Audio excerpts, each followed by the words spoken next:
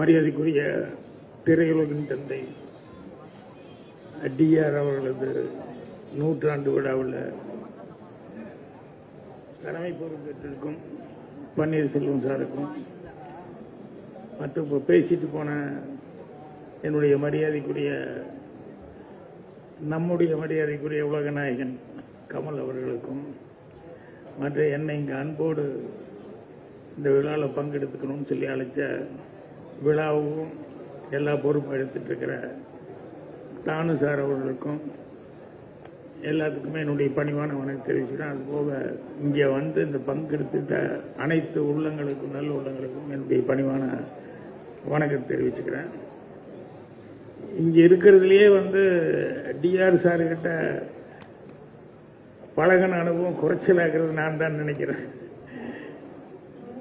ஆனால் நான் குறைச்சலா பழகிருந்தா கூட எங்கூட இருந்தவங்க நிறைய பேர் வந்து எல்லாருமே டிஆர்ஸோட அவரு கூட இருந்தவங்க. அதனால எப்பவுமே அவரை பத்தி எதையாவது ஒன்று சொல்லிக்கிட்டே இருப்பாங்க. அவருடைய பெருமைகள், அவருடைய என்னென்னலாம் பண்ணார் அப்படின்னு சொல்லிட்டு அந்த விதத்தில் அவரை பத்தி எனக்கு நல்லா தெரிஞ்சிருந்தது.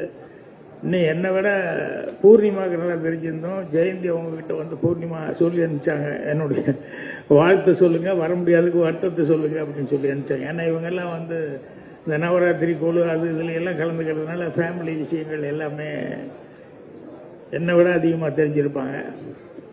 எனக்கு டிஆர் சார் வந்து அறிமுகமானது அப்படிங்கிறது வந்து நான் அந்தேல் நாட்கள் படம் எடுத்தப்போ அது நாச்சிப்பன் ஜெயராம் ஐயர் ரெண்டு பேரும், ஏஎல்எஸ் நாச்சிப்பன் ஜெயராம் ஐயர், அவங்க வந்து டிஆர் சார் மேல அளவுக்கு அதிகமான ஒரு மரியாதை பக்தி இதெல்லாம் வச்சிருந்தாங்க.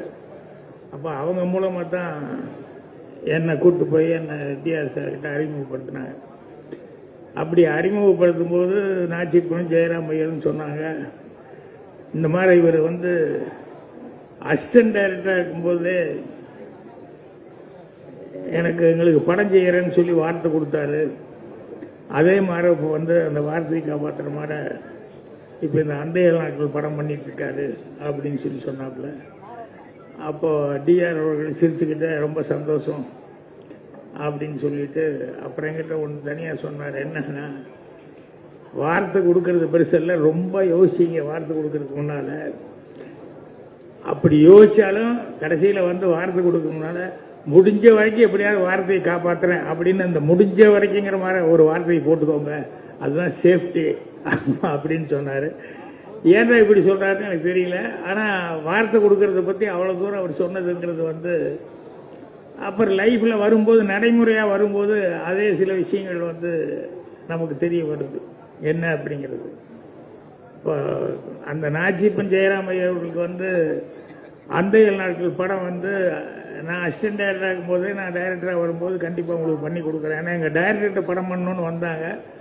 எங்கள் டைரக்டர் சூழ்நிலை எனக்கு தெரியும், இப்போதைக்கு முடியாதுங்க, நான் டைரக்டராக வந்தால் கண்டிப்பாக நீங்கள் இவ்வளோ தடவை வர்றதுனால உங்களுக்கு படம் பண்ணி கொடுக்குறேன், ஆனால் வருவேன் வந்து பண்ணுறேன் அப்படின்னு. அதுக்கப்புறம் நான் வந்ததுக்கப்புறம் வந்து சார் நீங்கள் இப்படி ஒன்று சொன்னீங்களே அப்படின்னாரு, கண்டிப்பாக பண்ணுறேன் அப்படின்னு சொன்னேன். ஸோ ஆர்டரில் வந்துட்டு இருக்கும்போது கண்டிப்பாக அடுத்தது உங்களுக்கு தான் அப்படின்னு சொல்லி வார்த்தை கொடுத்து அவங்க எல்லாமே ரெடி ஆயிட்டாங்க. எல்லாம் ரெடி ஆயிட்டதுக்கப்புறம் சொன்ன வார்த்தையை காப்பாற்றணுமே அப்படின்னு சொல்லிட்டு கரெக்டாக பூஜை போடலான்னு சொல்லும்போது நடுவில் திடீர்னு ஒரு ப்ரொடியூசர் வந்தார்.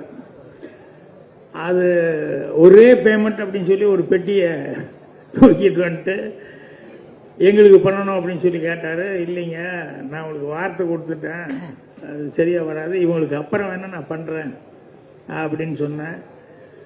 அப்போ இல்ல ஒரே பேமெண்ட் சிங்கிள் பேமெண்ட் அப்படின்னு நான் நினைச்சே பார்க்காத அளவுக்கு அந்த நேரத்திலேயே 40 வருஷத்துக்கு முன்னாலேயே அந்த மாதிரி பேமெண்ட்னாரு. சாரிங்க நான் சொல்லிட்டேன், அதனால கஷ்டம் அப்படின்னு சொல்லிட்டு இது பண்ணேன். என்னன்னா சொன்ன வார்த்தையை காப்பாற்றணுமே அப்படின்னு சொல்லிட்டு அதுக்கப்புறமா தான் போயிட்டு அடுத்த நாள் வந்து 2 நாள் என் பின்னாடியே சுத்திட்டு இருந்தாரு. 3ஆவது நாள் வந்தோடனே அதுக்கப்புறம் நாச்சிப்பன் ஜெயராம் ஐயரே வந்து, சார் ஒன்றும் இல்லை, நீங்க அந்த படம் பண்ணிட்டு அப்புறம் எங்களை பண்ணுங்க, எங்களுக்கு அடுத்தது வேண்டாம், அந்த படம் பண்ணிட்டு எங்களுக்கு பண்ணுங்க. இல்லைங்க உங்களுக்கு தான் நான் வார்த்தை கொடுத்தேன், அதுதானே எல்லாம் கரெக்டுங்க, ஆனா அம்மா அவங்க கூப்பிட்டாங்க, நீங்க என்ன பெருசா அட்வான்ஸ் எல்லாம் ஒன்றும் கொடுக்கல, ஆனால் பாருங்க, எங்களுக்கு வாடகை வீட்டில் இருக்கிறோம். இப்போ இந்த பேமெண்ட் வாங்கினோம்னா எங்களுக்கு வந்து சொந்த வீடே வாங்குற அளவுக்கு ஒரு அட்வான்ஸ் எல்லாம் பண்ணுற அளவுக்கு இருக்குது அப்படிங்கிற மாதிரி சொல்லி, அதனால் நீங்கள் தான் முடிவு பண்ணணும் அப்படிங்கும்போது வேறு வழியே இல்லாமல் நாச்சி ஜெயராம் ஐயர் வந்து எங்கிட்ட வந்து, இல்லை சார் நீங்கள் பரவாயில்ல உங்களுக்கு பண்ணிவிட்டு அடுத்தது அவங்களுக்கு பண்ணுங்க அப்படின்னு சொன்னாங்க. அப்போ தான் டிஆர் அவர்கள் சொன்னது, அது வார்த்தை கொடுக்கறது பெருசு இல்லை, நம்ம அதை காப்பாற்றணும்னு நினச்சா கூட நம்மளையும் மீறி சில சூழல்கள் வந்து வரும்போது அது தவிர்க்க முடியாததா வந்து மாட்டிக்க. இதே மாதிரி ஏவிஎம்லேயும் வந்து எனக்கு இங்கே ராஜேஸ்வரி இதில் நடக்கிறதுனால சொல்கிறேன். ஏவிஎம்மில் வந்து முந்தான முடிச்ச படம் கமிட் ஆகும்போது நான் முதல் படம் ரெண்டாவது படமெல்லாம் வந்து கங்கை அமரன் செஞ்சார். அதுக்கப்புறம் விஸ்வநாதன் இளையராஜா அப்படின்னு போனதுனால கங்கை அமரன் கொஞ்சம் பெண்டிங்கிட்டே இருந்தார். ஆனால் என்னென்ன முதல் 2 படம் நான் தானே இருந்தேன், என்னென்னு விட்டீங்களே அப்படின்னாரு. இல்லை ஒரு பெரிய படம் வரும்போது உங்களுக்கு தர்றேன் அப்படின்னு சொல்லிட்டு அமர்கிட்ட சொன்னேன், இது வெயிட் பண்ண அமர்னு. அப்போ ஏவிஎம் கமிட் ஆன உடனே அமர் நீ தான் அந்த படத்துக்கு மியூசிக் டைரக்டர் அப்படின்னு சொல்லி வார்த்தை கொடுத்தேன். அதுக்கப்புறம் வந்து உட்காந்து கதையெல்லாம் பண்ணிட்டு வந்துட்டோம். அப்புறம் சரவணன் சார், பாலசுப்ரமணியம் சார் இவங்களையெல்லாம் உட்கார வச்சு, குமரன் சார்லாம் உட்கார வச்சு கதையை சொன்னேன். கதை ஃபுல்லாக கேட்டதுக்கப்புறம் அவங்க 3 பேர் தனியாக ஒரு டிஸ்கஷன் பண்ணி அவங்க வந்து எங்கிட்ட வந்து, சார் தப்பாக நினச்சிக்காதீங்க, இது பிரமாதமாக இருக்குது, ஒரு கிராம கதை, அதனால் இளையராஜா மியூசிக்காக இருந்தால் ரொம்ப பிரமாதமாக இருக்கும் அப்படின்னாங்க. நான் மன்னிச்சுவோங்க, நான் வார்த்தை கொடுத்துட்டேன் அமர்கிட்ட, அதனால் சரியாக வராது. இல்லை சார் படத்துக்கு ரொம்ப ஹெல்ப்பாக இருக்கும் இளையராஜா அப்படின்னு சொன்னோம்னா, இது கன்ஃபார்ம்டாக சாங்ஸ் எல்லாம் ஹிட் ஆயிரும், படத்துக்கு மிகப்பெரிய இதாக இருக்குன்னா இதுக்கலாங்க அமர வச்சே நான் முயற்சி பண்ணுறேன், நல்ல பாட்டாவே பண்ணலாம் அப்படிங்கிற மாதிரி சொன்னால், இல்லை சார் நல்லா யோசிங்கன்னா, நான் யோசிக்கிறது ஒன்றுமே இல்லை, நான் வார்த்தை கொடுத்துட்டேன் சாரி அப்படின்ட்டேன். அதுக்கப்புறமா அமர் வந்தார், அண்ணன் உங்களை பார்க்கணும் அப்படின்னாரு. ஒன்றும் பார்க்கணுங்கிறது என்ன இருக்குது, ஒன்றும் இல்லை, நீ தான் அமர் மியூசிக் பண்ணுற. இல்லைண்ணே அது சம்மந்தமாக தான் பேசுகிறேன். என்னென்ன இந்த படம் அண்ணன் பண்ணிட்டுனேன், எனக்கு அப்புறமா பார்த்துக்கிறான், இந்த படம் அண்ணன் பண்ணிட்டுனாரு முந்தான. இல்லை மாதிரி என்ன ஆச்சு என்னென்ன இல்லைண்ணே, சரவணன் சார் அவங்கெல்லாம் வந்து என்னை கூப்பிட்டு உனக்கு 2 படம் கொடுக்குறேன், இந்த ஒரு படம் ராஜாக்காக விட்டு கொடு, ஏன்னா எங்களுக்கு கதை வந்து அவ்வளோ பிடிச்சி போச்சு, கிராம கதை அப்படின்னு சொல்லி கேட்டாங்க.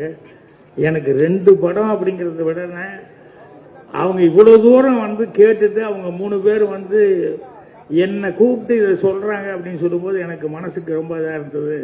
அதனால் அவங்க படம் கொடுக்கறதுக்காக இல்லை, அவங்க இவ்வளோ தூரம் இதாக கேட்டாங்க அப்படின்னு சொன்னோடனே, அதனால தான் நீங்கள் அண்ணனே பண்ணிட்டு இந்த படத்துக்கு அப்படின்னு சொல்லி சொன்னாங்க. ஸோ கொடுத்த வார்த்தை வந்து இப்படி போயிடுச்சு. இதுக்கப்புறம் தான் பெரிய காமெடி என்னென்னா, இளையராஜா ஒத்துக்க மாட்டேன்ட்டார் மியூசிக் பண்ணுறதுக்கு. என்னன்னா, இல்லை நீங்கள் என்ன முதல்ல புக் பண்ணல, நீங்கள் அமர் தானே புக் பண்ணீங்க, அதனால் அமர்கிட்டே போங்க அப்படின்ட்டாரு. அப்புறம் ஏதோ பேசி ஈஸியாக அவர் சமாதானப்படுத்தி அதுக்கப்புறமா வந்து மியூசிக் பண்ணார். அந்த மாதிரி வார்த்தை கொடுக்குற விஷயங்களில் வந்து அவர் டிஆர் அவர்கள் சொல்லும்போது அப்புறம் தான் நான் ஆமாம் கரெக்டு தான், முடிஞ்ச வரைக்கும் முயற்சி பண்ணி வார்த்தையை காப்பாற்றுறேன்னு சொல்லணும் ஒழிய கண்டிப்பாக காப்பாற்றுறேன்னு சொன்னோம்னா இப்படி ஏதாவது ஒரு இடைஞ்சல் வரும், ஏதாவது ஒரு இதில் வந்து மாட்டிக்க வேண்டி இருக்கும் அப்படிங்கிற மாதிரி. அந்த வாழ்க்கை அனுபவம் அப்படிங்கிறது வந்து குறைஞ்ச நாள் தான் அவர்கிட்ட அடிக்கடி பேச முடியல, கொஞ்ச நாள் அப்பப்போ தான் மீட் பண்ணி பேசிக்குவோம். ஆனால் பேசும்போதெல்லாம் அவரை பார்க்கும்போதெல்லாம் எனக்கு ஒரு விஷயம் இன்னும் இப்போ நினைச்சாலும் எனக்கு என்ன ஒரே ஒரு இது ஞாபகம் வரும். என்ன அப்படின்னா, அது ஜோக்காகவும் எடுத்துக்கலாம், கவிதையாகவும் எடுத்துக்கலாம். ஒரு பையன் ஓட்டப்பந்தயத்துக்கு போகும்போது அவங்க அம்மா கிட்ட போய், அம்மா நான் ஓட்டப்பந்தயத்தில் கலந்து போவேன், ஆசீர்வாதம் பண்ணு, பார்த்து மெல்ல நிதானமாக ஓடுப்பா, அடிக்கடி பற்றாத அப்படின்னு அந்த அம்மா சொன்னாங்க. அப்படி அந்த மாதிரி வந்து டிஆர் அவர்கள் எடுத்துக்கொண்டால் எதா இருந்தாலும் பார்த்து நிதானமாக அப்படிங்கிற மாதிரி தான் இருக்குமோ ஒழிய அவர்கிட்ட வேற மாதிரி எதுவுமே நான் பார்த்ததில்லை. எப்பவுமே எந்த பிரச்சனையா இருந்தாலும் அந்த மாதிரி தான். இது வந்து கமல் முதற்கொண்டு எல்லாருமே பேசும்போது சொல்லிட்டு போனாங்க. அப்புறம் அவர்கிட்ட இன்னொரு பிடித்த எனக்கு ஒரு சமாச்சாரம், அதையும் முன்னால் பேசும்போது கமல் அவர்கள் சொன்னார். என்னன்னா, நம்ம புன்னகை அரசி அப்படின்னு சொன்னோம்னா நமக்கு வந்து கேஆர் விஜயம்மா தான் ஞாபகம் வரும். அந்த மாதிரி எப்பவுமே புன்னகை அரசனா தான் பார்த்துருக்கிறேன் அவரை. அந்த அளவுக்கு டிஆர் அவர்கள் எப்ப சந்திச்சாலும் அவ்வளவு சந்தோஷமா அவர் ஒரு உண்மையான ஒரு மலர்ந்த புன்னகையோடு இருப்பாரு.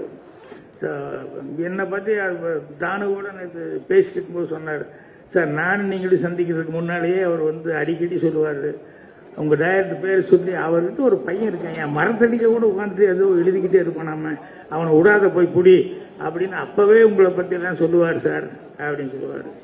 ஸோ அந்த அளவுக்கு நான் வர்றதுக்கு முன்னாலேயே என்னை பத்தி என் திறமைகளை பத்தி எல்லாம் அவர் வந்து அவ்வளவு நம்பிக்கை வச்சவர். ஸோ அவர் வந்து சினிமா உலகத்துக்காக எவ்வளவோ சேவைகள் செஞ்சிருக்காரு.